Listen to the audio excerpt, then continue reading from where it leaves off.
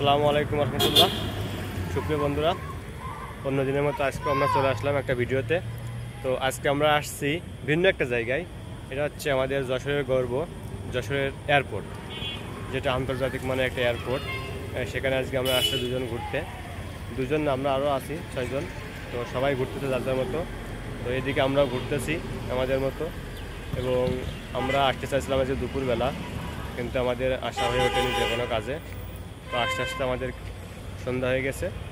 তো যাই হোক, আমরা এখন এসে পৌঁছালাম। এই যে ভিউটা দেখেন। তো জামাইবিটা এখানে এসে কেমন লাগতেছে একটু বলো। এখানকার পরিবেশ খুবই সুন্দর। এখানে আমার এই প্রথম আসা। এখানে আসছে অনেকবার, কিন্তু তখন এত উন্নত ছিল না। এখন যশোরে এয়ারপোর্টের সাইডে কত সুন্দর পরিবেশটা করেছে।